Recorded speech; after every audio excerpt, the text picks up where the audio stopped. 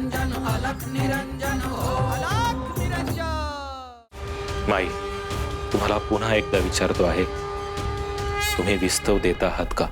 ठीक आहे, देते मी विस्तव, पण त्या बदल्यात मला काय देणार? काय हवंय तुम्हाला? डोळा देता का काढून? डोळा देता का काढून? डोळा देता का काढून? डोळा देता का काढून? रुद्र तेज शिव शंभू भूपती महादेव तू दिव्य गती शरण तुला जो जाणील भक्ती कर विनाशासुरी शक्ती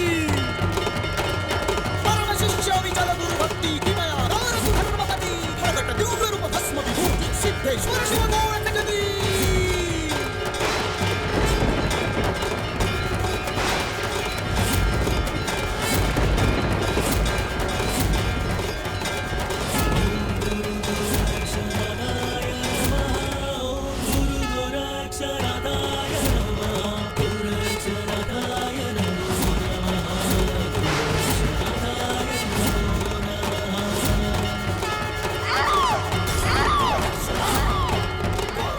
विस्तव तिकडे आहे, घेऊन जा।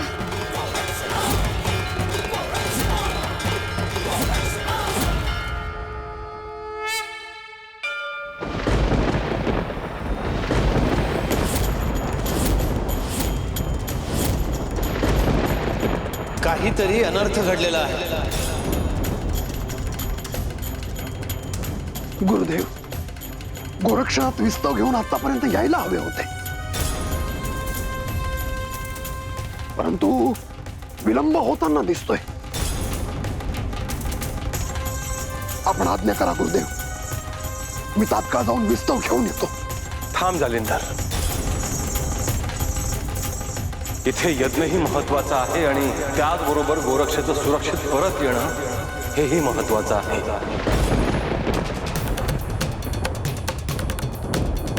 गुरुदेव, गोरक्षनाथ जर संकटात असतील तर आमच्यापैकी कोणीतरी त्यांच्या जवळ असायला हवं ना?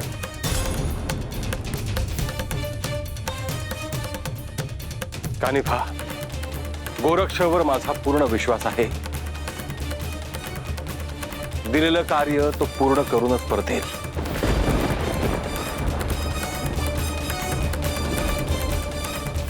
परंतु गुरुदेव, आकाशात चंद्रकोर दिसण्याच्या आत हा यज्ञपुंड प्रज्वलित होणे महत्वाचं आहे।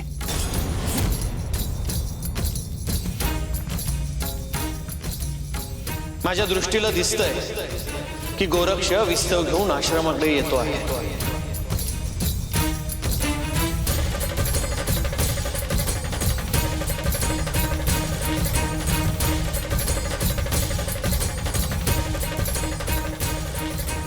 असं असेल गुरुदेव तर हा शुभ संकेत आहे।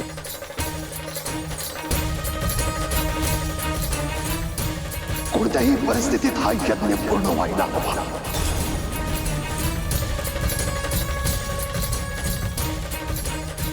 येईल गोरक्ष, अवश्य येईल, आणि तो आला की तात्काळ आपण यज्ञ सुरू करूयात।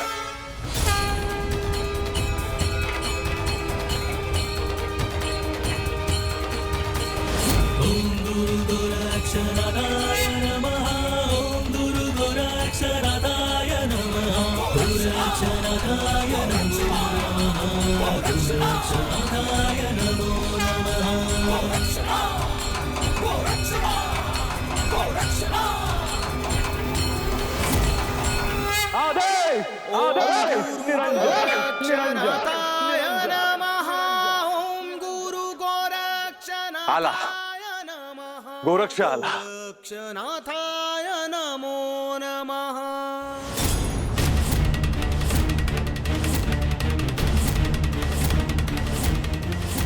गुरुदेव, मी विस्तव आणलाय। आकाशात चंद्रकोर दिसली नाही तोपर्यंत आपल्याला अग्नी प्रज्वलित करता येईल।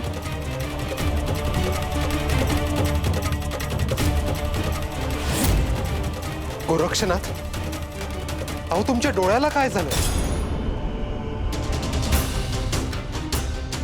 काही नाही झालं कानिफनाथ, आपण आधी अग्नी प्रज्वलित करूयात। गोरक्षनाथ नाही, अगोदर तुम्ही सांगा की काय झालं आहे।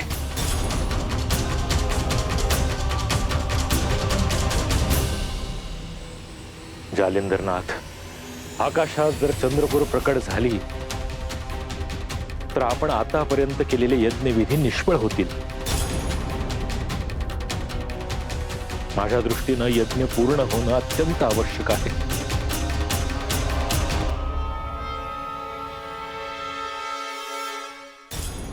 गोरक्षा, दुसऱ्यांदा त्याग केलास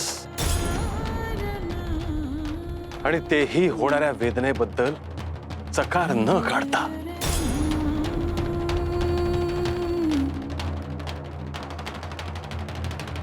मला ठाऊक आहे काय घडलं. मी तुला सांगितलं होतं गोरक्ष की तुझ्यावर एक धर्म संकट येताना मला दिसतं आहे.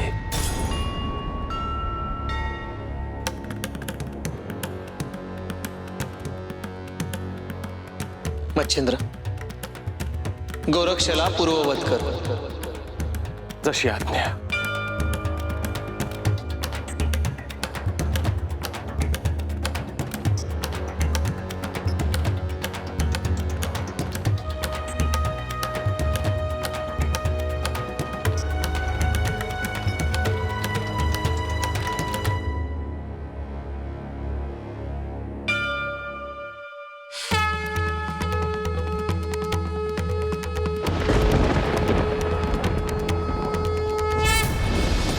देव मच्छिंद्रना गुरुवर, देव मच्छिंद्रना गुरुवर.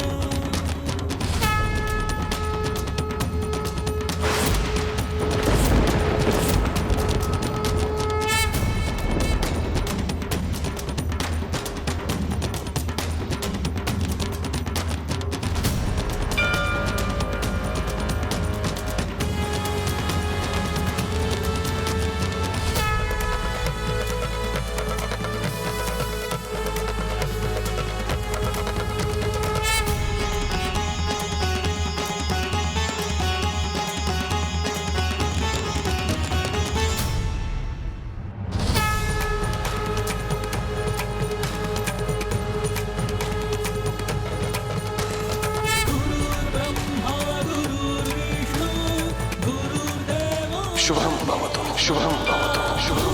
साक्षात् परब्रह्म तस्मै श्री. गोरक्षा, आता स्वतःच्या हाताने हा विस्तव ठेव. गुरुवे नमः, गुरुवे नमः.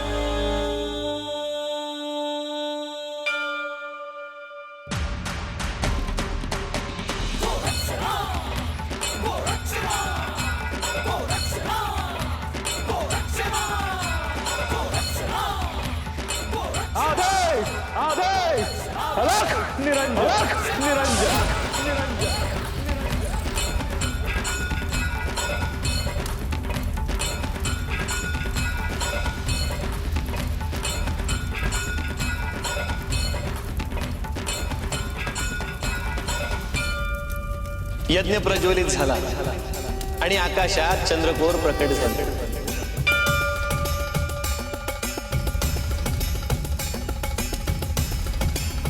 सगळ्यांनी आसन ग्रहण करा. आपण यज्ञ सुरू करू.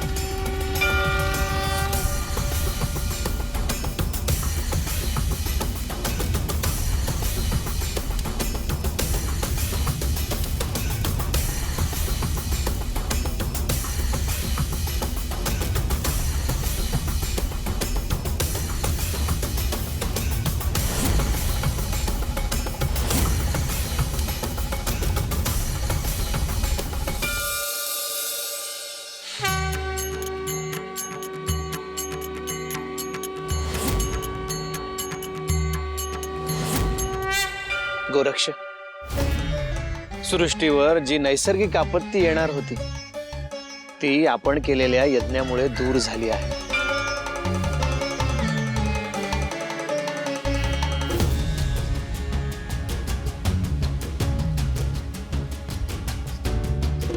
अर्थात कोणालाच कल्पना नसेल की त्यासाठी इथे इतका मोठा यज्ञ केला गेला. खूप प्रयत्न केले गेले, परंतु गोरक्ष, या यज्ञामध्ये तुझा सहभाग खूप मोठा होता. कारण योग्य वेळी अग्नीच मिळाला नसता, विस्तव मिळाला नसता, तर हा यज्ञ अपूर्ण राहिला असता.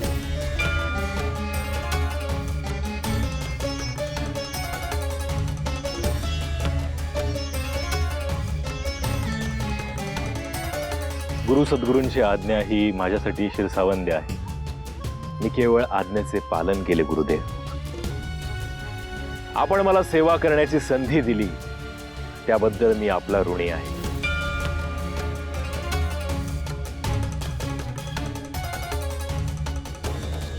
गोरक्ष, यज्ञासाठी जो विस्तव आणला गेला आणि त्यासाठी तू जे दिव्य केलं आहेस ते आम्हा सगळ्यांनाच दिव्य दृष्टीने दिसलं आहेस गोरक्ष. परंतु इथेच थांबून चालणार नाही. तू विस्तव आणलास आणि सगळं संपलं असं नाही.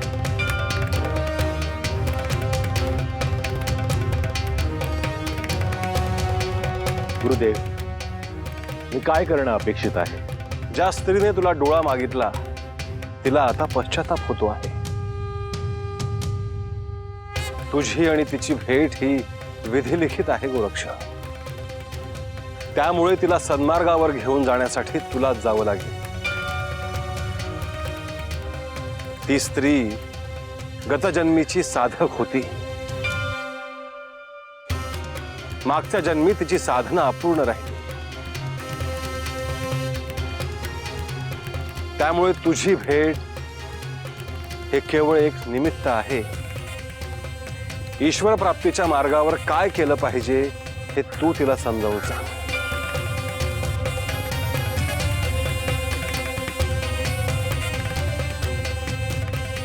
जशी आज्ञा गुरुदेव. गोरक्षनाथ, गुरु शिष्य परंपरेत गुरु आज्ञेचं काय महत्व आहे हे तुम्ही वारंवार सिद्ध केलेलं आहे.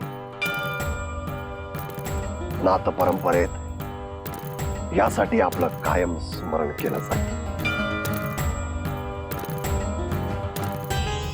गुरुदेवांनी सांगितल्याप्रमाणे ईश्वर प्राप्तीच्या मार्गात स्त्री पुरुष असा भेदाभेद न राहता प्रत्येकालाच ईश्वर प्राप्तीची संधी मिळते हे सिद्ध झालेलं आहे.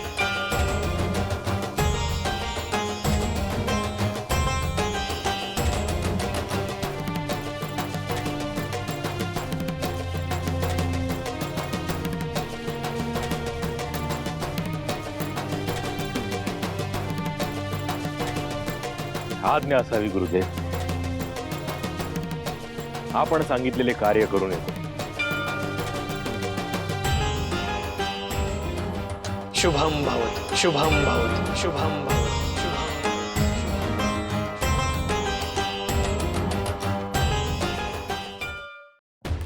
एक बोलू इच्छितो गुरु.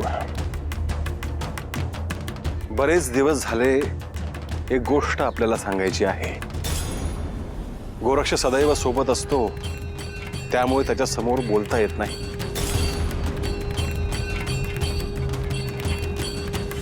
परंतु आपली अनुमती असेल तर आत्ताच बोलू इच्छितो. बोल मच्छिंद्र. गुरु, आपण आणि श्री महादेवांनी पाहिलेलं स्वप्न आता पूर्ण झालं आहे. नवनारायण नवनाथ म्हणून अवतरले. आपापलं कार्य त्यांनी सुरू केलं.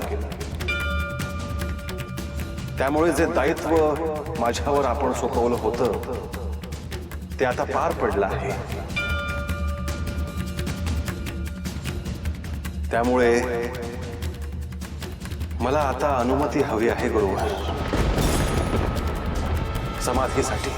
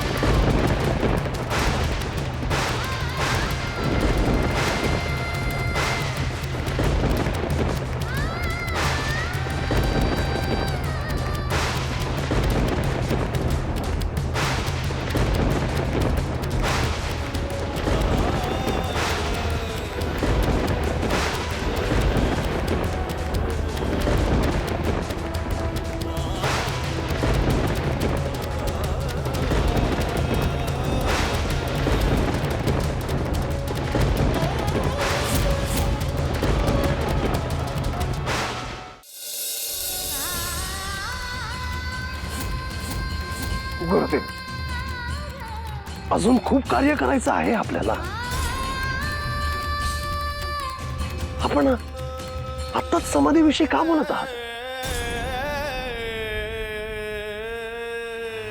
गुरुदेव, माझी आपल्याला विनंती आहे, आपण हा विचार मनातून काढून टाकावा.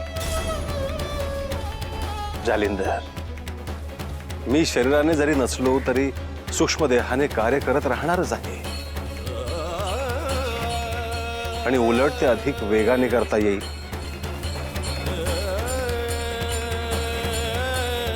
परंतु हा देह, हे शरीर आता ठेवावं त्याची काही आवश्यकता नाही.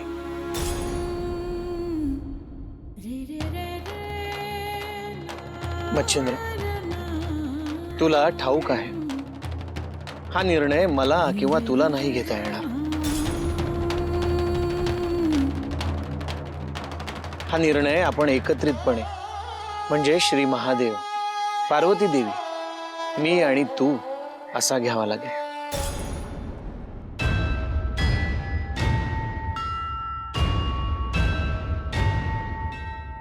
गुरुवर, या आधी सुद्धा हा विचार माझ्या मनात आला होता, परंतु ते साध्य झालं नाही. माझी आपल्याला विनंती आहे गुरुवर की ही इच्छा माझी पूर्ण करा.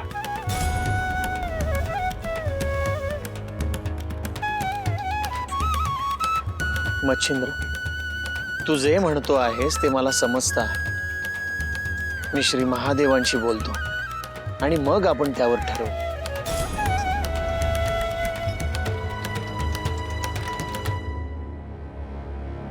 माझी अजून एक इच्छा आहे गुरुवर, जोपर्यंत हा निर्णय होत नाही, माझ्या गोरक्षला कोणी काही सांगू नका.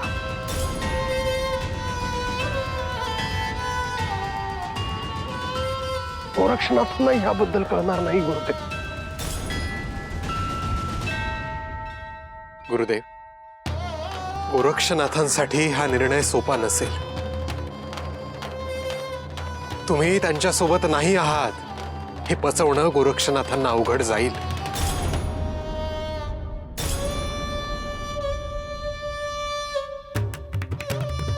कानिफा, लहानपणापासून माझा हात हातात घेऊन चालला आहे तो.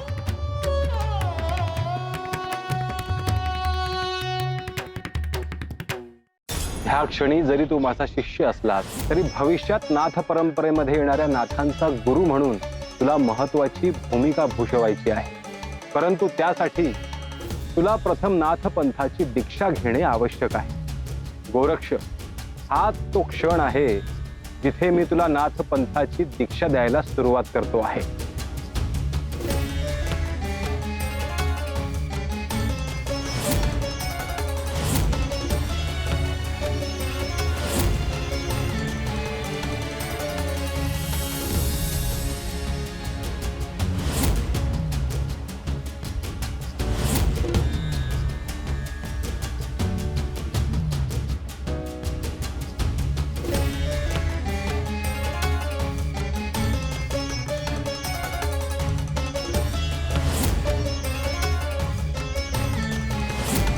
आणि हे काय, भोजन तयार देखील केलं?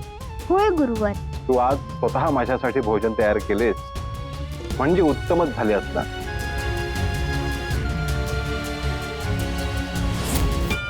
हे सगळं त्याला सहन होणार नाही, म्हणून म्हणतो आहे.